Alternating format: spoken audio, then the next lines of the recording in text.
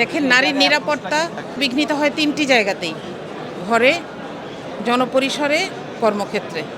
এই তিনটি জায়গাতেই সিসি ক্যামেরা, অভিযোগের আলাদা জায়গা, সমাধানের জন্য চেষ্টা, এগুলোর ব্যাপারে নির্দিষ্ট নীতিমালা এসেছে, আমার মনে হয় আপনারা দেখেছেন, এবং ওয়েবসাইটে ইশতেহার পাবলিশ করা হয়েছে, আপনারা সেখানে দেখতে পারবেন। আমরা চেষ্টা করেছি তিনটি জায়গাকেই অ্যাড্রেস করার জন্য। যুবকদের ক্ষেত্রে যে ইশতেহার দিয়েছে যে শিক্ষা শেষ হওয়ার 2 বছর পর পর্যন্ত তারা ভাতা পাবেন। নারীদেরকে নিয়ে যে কথাগুলো বলা হচ্ছে বা যে প্রস্তাবনাগুলো রাখা হয়েছে, সেগুলো শুধু প্রস্তাবনা নয়, বরং সেগুলো পালন করার জন্য যে মাধ্যমগুলো ব্যবহার করা হবে সেগুলোর ব্যাপারেও বিস্তারিত আলাপ এসেছে, এবং কিভাবে একজন তার প্রাপ্যতা এবং অ্যাকাউন্টেবিলিটি নিশ্চিত করতে পারেন সেই কথাগুলো এসেছে।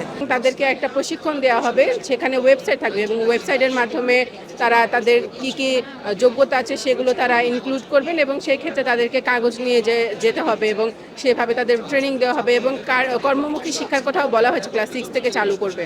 জামাতে ইসলামী কিন্তু পলিসি সামিটেও এর ব্যাপারে কথা বলেছে যে রাজনীতিতে কিংবা যে কোনো জনপরিসরে নারীর অংশগ্রহণের ক্ষেত্রে নারীর যে হ্যারাসমেন্টের ঘটনাগুলো ঘটে সেগুলোর ব্যাপারে জিরো টলারেন্স নীতি অবলম্বন করা হবে। কাউকে ভিক্ষাবৃত্তিতে দেয় না, তারা হচ্ছে যে কাজের বিনিময়ে খাওয়া, এই জিনিসটাকে তারা বেশি প্রলুব্ধ করছে, এবং শিক্ষার ক্ষেত্রেও আমরা দেখছি যে ভালোই তারা ব্যবস্থা করছে। অর্থাৎ এখানে একটা নতুন সিস্টেমের কথা বলা হয়েছে, এটার নাম হচ্ছে জিরো টাইম রেসপন্স। এটা পৃথিবীর বিভিন্ন দেশে চালু আছে, যে একজন নারী অভিযোগ জানানোর সাথে সাথে, এটা আপনারা আজকেও দেখেছেন, যে অভিযোগ জানানোর সাথে সাথে একটা বিশেষ প্যানেল থাকবে, সেই প্যানেলে ফোন করে জানাতে পারবেন এবং তাকে সেই সমাধানটা পৌঁছে দেওয়া হবে।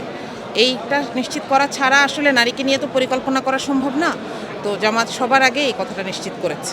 তবে আমার কাছে মনে হয় যে জামাত ইসলাম আরও যে বিষয়টা করতে পারতো, যে যারা বিদেশে পড়তে যাচ্ছে তাদের ক্ষেত্রে কী ধরনের সুবিধা দিবে, তাদের কোন জায়গাতে তাদের ওপেন সোর্স থাকবে, কিভাবে তারা একটা আর্টিকেল, বিশ্ববিদ্যালয়ের শিক্ষার্থীরা যে আর্টিকেলগুলো নেয় ইউজ করে, সেখানে দেখা যায় যে বেশ কিছু পেজ থাকে। তো সেই জিনিসগুলো কীভাবে ওপেন করবে, বা বিদেশে যাওয়ার ক্ষেত্রে যে সাহায্য সহযোগিতা আছে, এই জিনিসগুলো মনে হয় আরও ভালো করে তারা প্রেজেন্ট করতে পারতেন। বা জোট থেকে যারা বেরিয়ে গেছেন তাদের ব্যাপারে আমি কোনো মন্তব্য করব না, কিন্তু আমি মনে করি বাংলাদেশের প্রত্যেকেরই রাজনীতি করার অধিকার আছে, জোট করা কিংবা জোটে না থাকার অধিকার আছে, এটা তাদের কাছে তাদের ব্যাখ্যা।